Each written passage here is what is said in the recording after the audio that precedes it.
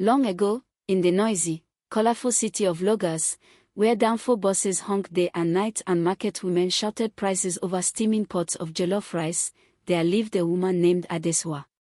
Her name meant Queen of the People, but she ruled no one except her 3 daughters, Nneka, Amara, and Ifeoma.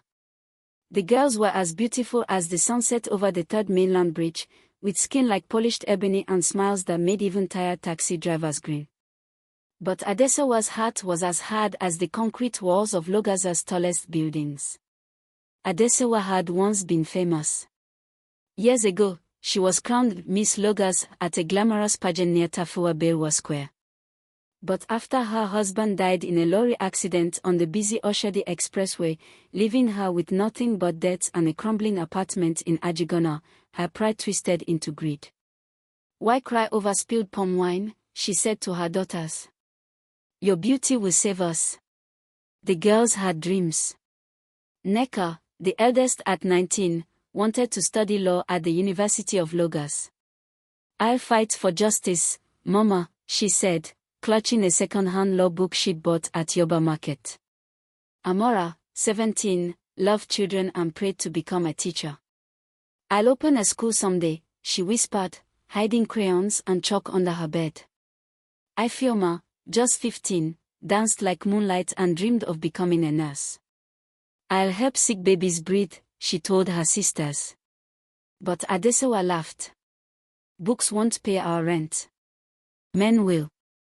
Adesuwa sold her husband's old taxi and rented a small building in Lekki, near where the big men with shiny cars and fat wallets lived. She opened a restaurant called the Red Palm Spot. The sign outside glowed red at night, and the smell of suya spice and fried plantains lured customers inside. But the real attraction was her daughters. "Wear these," Adesuwa ordered, tossing the girls tight, glittering dresses. "Smile at the men. Laugh at their jokes. Let them touch your hands when you serve their beer." "Mama, please," Nneka cried. "I don't want to do this." Adesuwa slapped her. "You think life is fair? Look outside. See that woman selling roasted corn by the road? She's 25 and looks 60. That's what poverty does. Do you want that?" "No, now shine." The girls obeyed. Soon, the restaurant was packed. Government men in Agboda robes with gold wristwatches came. Oil workers from Victoria Island slipped cash into Adesuwa's hands. "Your daughters are fine," they said, winking. One politician, Chief Okon, brought Nneka a gold necklace. "Wear this when you visit my hotel room," he said.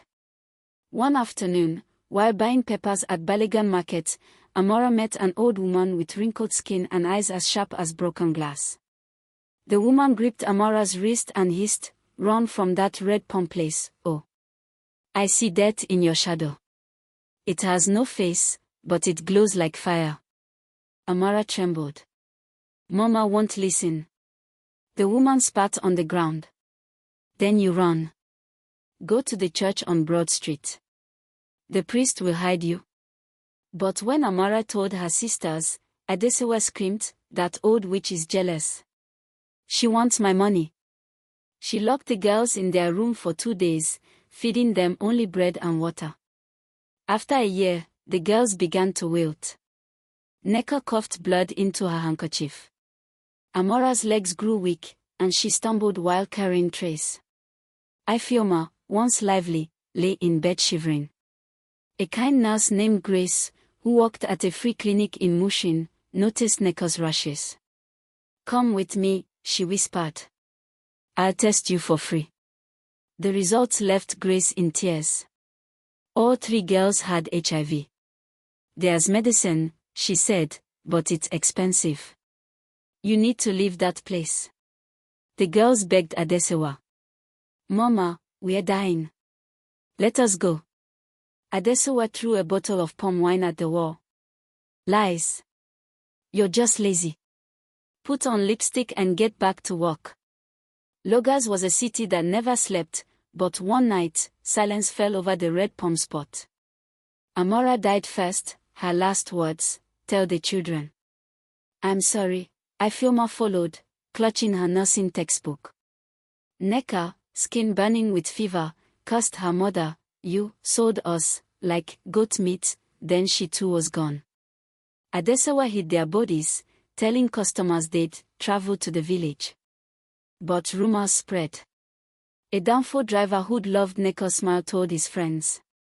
Market women whispered, Adesuwa's girls were killed by greed. One rainy night, the police came. Not the regular officers, but stern-faced men from Abuja with a warrant. They found Adesuwa counting money in her back office, surrounded by photos of her daughters. You're under arrest, they said. For exploitation, child trafficking, and murder. The city erupted. Newspaper headlines screamed, Lekki restaurant mama sells daughters to death. Protesters marched from Suralere to the governor's office, shouting, Justice for the three sisters. Add more story not less than 2,000 at her trial. Adesuwa screamed, I gave them life. I clothed them. But the judge, a woman with graying hair, silenced her. You sold their futures. You will rot in Kirikiri prison. Years later, people still tell the story. They say if you walk past the abandoned red palm spot at midnight, you'll hear three voices singing, Logas, O Logas, city of dreams, where greed drowns hope in silent screams. Mothers, hold your children tight, or darkness comes with the night. Some claim to see three glowing birds flying over the Lekki Lagoon at dawn. Others swear the old nurse Grace still runs her clinic, with photos of the girls on the wall. They remind me, she says, that books and love are the only true wealth. To this day, a downfall driver who loved Nneka paints her face on his bus with the words, "No to child abuse," and honks 3 times at the ruins of the red palm spot. Young women leave school books and white flowers at a secret shrine near the lagoon, guarded by a one-eyed cat called Nneka Spirit.